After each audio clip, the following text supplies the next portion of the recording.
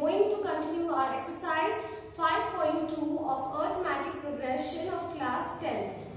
ठीक है, हमने क्वेश्चन नंबर 14 तक कर लिया है और अब ट्राई कर रहे हैं क्वेश्चन नंबर 15.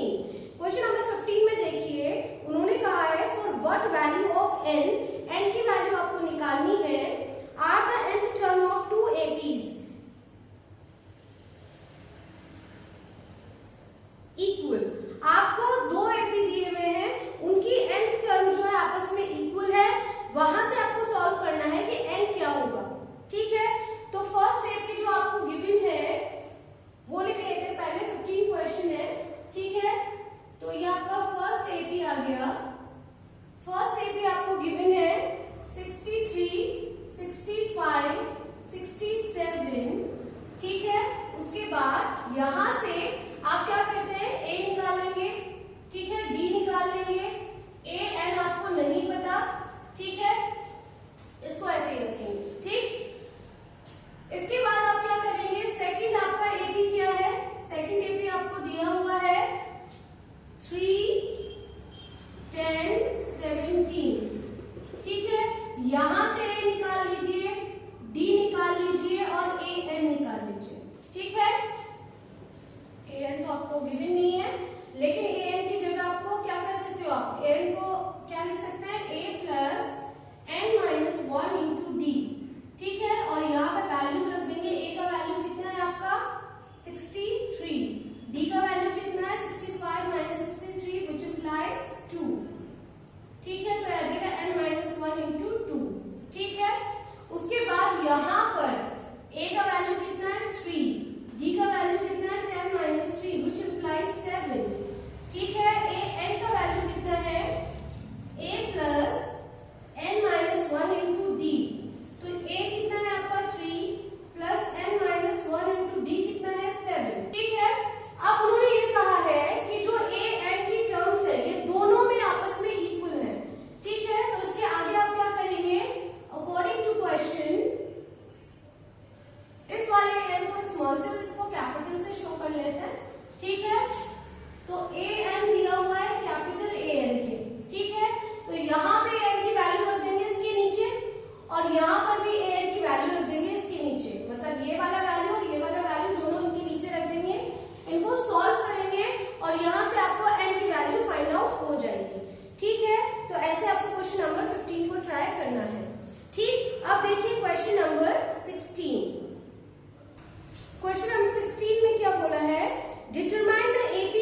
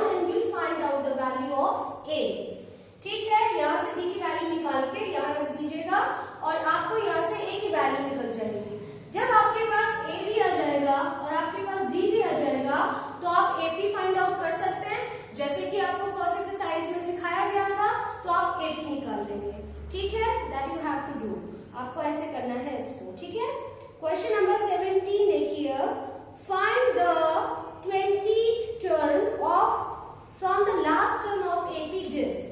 ठीक है, आपको ये कहा गया है कि आपको 20th टर्म निकालनी है, एक एपी दी हुई है उसकी, लेकिन लास्ट में से होनी चाहिए 20। मतलब अभी तक तो आप क्या करते थे, टर्म्स को शुरू से गिनते थे, अब आपको लास्ट से काउंट करना है, लास्ट से जो 20th प्लेस पर आएगी आपको वो निकालनी है। ठीक है, तो हम कर रहे हैं क्वेश्चन नंबर 17। ठीक है, 17 कर रहे हैं हम।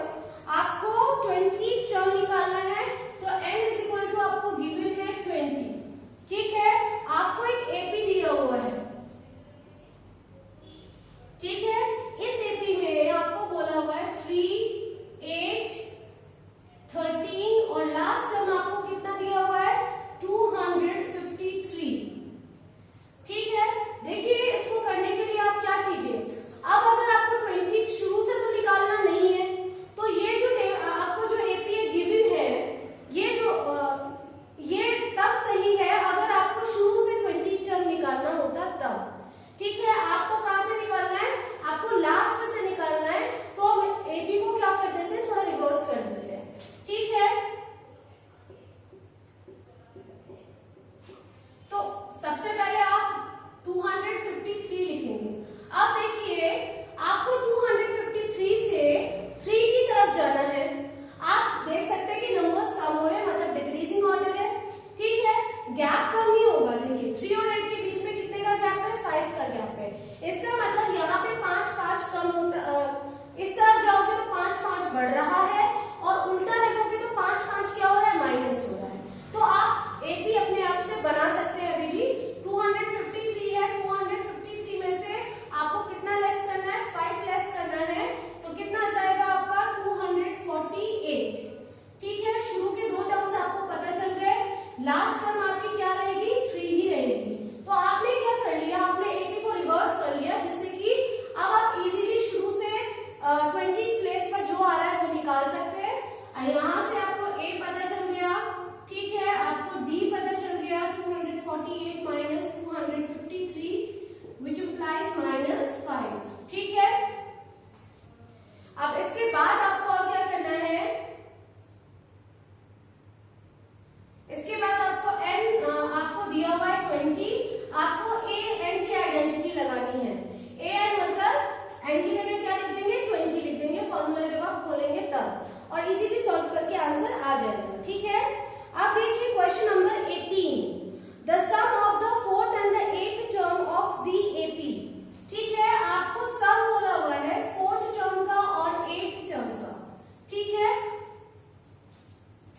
4th टर्म और 8th टर्म का सम बोला हुआ है 24, और 6th टर्म और 10th टर्म का सम बोला हुआ है 44। आपको फर्स्ट 3 टर्म्स निकालनी है। तो आप सबसे पहले क्या कीजिए, आप सबसे पहले क्या लेट करेंगे, आप सबसे पहले स्टेटमेंट लिखेंगे क्वेश्चन नंबर 18 में, that let the first term of an AP is small a and the common difference is small d। उसके बाद आप क्या करेंगे, आपको बोला हुआ है a4 प्लस a8, कितना दिया हुआ है आपको, आपको दिया हुआ है 24। ठीक है, इसको ओपन कर लेते हैं, ये है a plus 4 minus 1 into D, इसका मतलब है a plus 8 minus 1 into D. ठीक है, इसको आप सॉल्व करोगे तो यह जगह 2a plus 3d plus 7d is equal to 24। a और a 2a, ये 3d, ये 7d और 24 ऐसे ही है। यहाँ से आ जाएगा 2a plus 10d is equal to 24। ठीक है, now you can see that कि यहाँ पर दोनों में 2, ये सारे इवन नंबर्स हैं। इसका मतलब आप यहाँ से 2 कॉमन ले सकते हो, कैंसिल आउट कर सकते हो। आपने 2 कॉमन लिया तो ये बच्चा a, 2 5 10 और यहाँ पे 24 है। ठीक है, ये उधर जाके क्या करेगा, डिवाइड कर देगा, क्योंकि अभी मल्टीप्लाई में है, तो ये बन गया 24/2 which means 12। तो ये आ गया a plus 5d is equal to 12 which is your equation number 1। ठीक है, आपने इक्वेशन नंबर 1 निकाल लिया है। ठीक, अब इसके बाद आपको क्या करना है, आगे पढ़ना है क्वेश्चन को। ठीक, देखिए फिर इसमें आगे क्या कहा गया है कि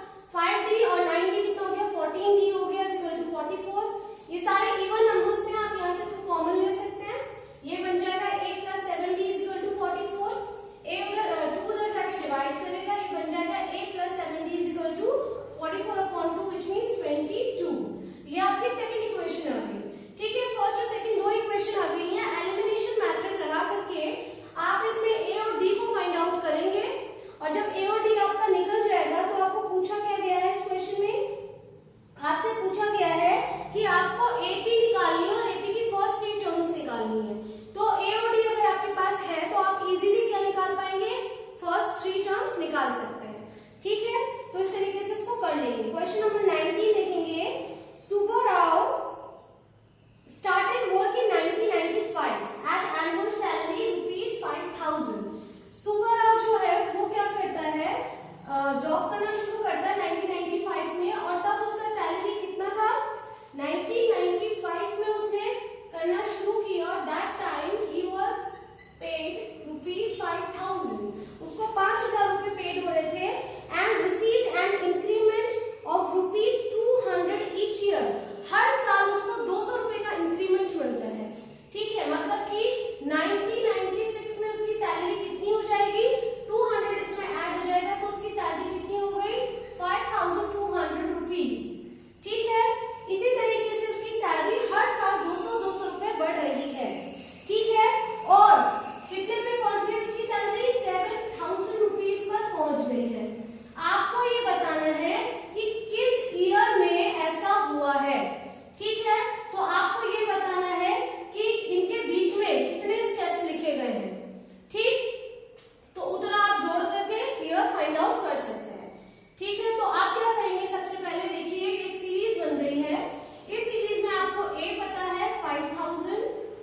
ठीक है, आपको डी पता है कितना, कितने कितने का गैप है, 200 का गैप है तो 200।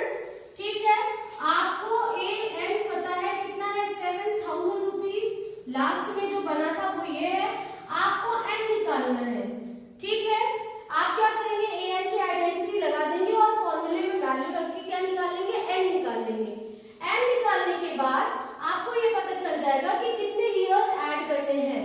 ठीक है, 95 में उतने ही साल जोड़ दीजिएगा और आपको पता चल जाएगा 7,000 कितने साल बाद उसको सैलरी मिलेगी या कौन से ईयर में मिलेगी। ठीक है, इसको ट्राई करेंगे आप। क्वेश्चन नंबर 20 देखिए। Ramkali saved ₹5 in first week of a year. जो रामकली है वो फर्स्ट वीक में ईयर के क्या करती है, सेव करती है कितना रुपए, ₹5 को आप वो सेव करती है। फिर उसके बाद इंक्रीज हर वीकली सेविंग, वो हर हफ्ते अपनी सेविंग को ₹1.75 बढ़ा रही है। ठीक है, और nth वीक तक वो ऐसा ही प्रोसेस करती है। आपको ये बताना है कि उसकी सेविंग्स कितने वीक के बाद ₹20.75 हो जाएगी। ठीक है, तो सबसे पहले रामकली ने जब फर्स्ट वीक में कितने रुपए, ₹5 उसने। And the last question of the exercise is Ramkali saved ₹5 in the first week of a year. ठीक है, क्वेश्चन नंबर 20 है आपका। इसमें जो रामकली है वो क्या करती है, ₹5 क्या करती है, सेव कर रही है ईयर के फर्स्ट किसमें, वीक में। इसके बाद वो हर वीक अपनी सेविंग्स को ₹1.75 क्या करती है, बढ़ाती रहती है। ठीक है, मतलब कि उसने अगले वीक के लिए अगर आपको अमाउंट निकालना है, ठीक है, तो आपको क्या करना पड़ेगा, ₹5 में क्या ऐड करना पड़ेगा, ₹1.75। ठीक है, तो ये टोटल अमाउंट कितना हो गया, ₹6.75। इतना उसका टोटल अमाउंट अगले वीक का है।